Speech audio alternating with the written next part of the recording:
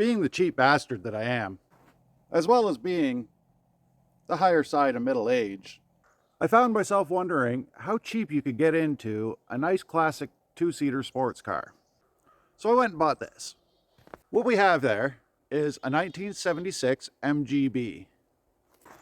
The car does need a little bit of work, but all in all, it's a very solid, very good looking car. It needs to have a new top put on, but it came with it.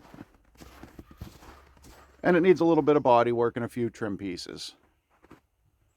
Aside from that though, it's pretty solid. The interior is pretty good. So the goal with this sweet ride is to see how cheap I can get it done on the road, running and driving good. I set myself a budget before I even found this car and knew what I wanted to spend. So my total budget for this build is going to be $3,000 Canadian, which I guess works out to about 200 bucks American. I ended up getting this car for $1,750, which is an absolute steal of a deal. It does currently run and drive. It has good brakes and the clutch is nice and tight on it. So what we're going to do is we're going to go through everything that I'm going to spend on this vehicle, and we're going to get it on the road running and driving for less than $3,000 Canadian. I did start with some pretty good bones, and we're going to go over the car here right now. The floors definitely need to be repaired. I've already started cutting out some panels to repair them. Both sides are pretty rough. That appears to be the only real major rust on the car.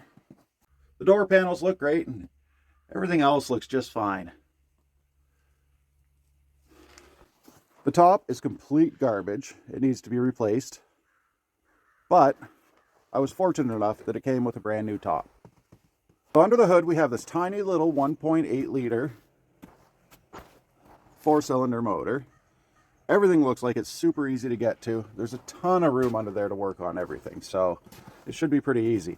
And because I'm up here in Canada, we actually get the twin carb European model. So this thing actually makes a little bit more horsepower than the same cars do down south with a single carburetor on them. I will have to do a little bit of touching up and probably a quick tune-up on it.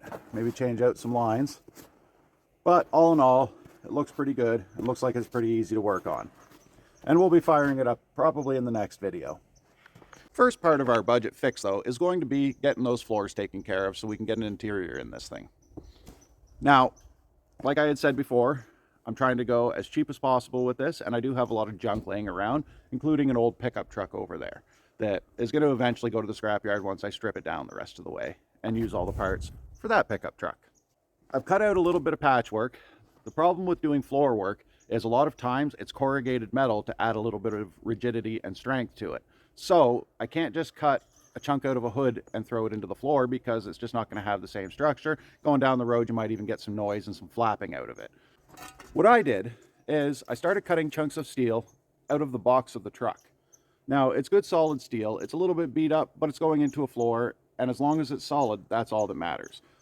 The material in the box is already corrugated, and it kind of lines up with the corrugations in the current floor in the car. So let's just have a look here. We've got a pretty nasty hole here on the driver's side, and the patch I've cut for it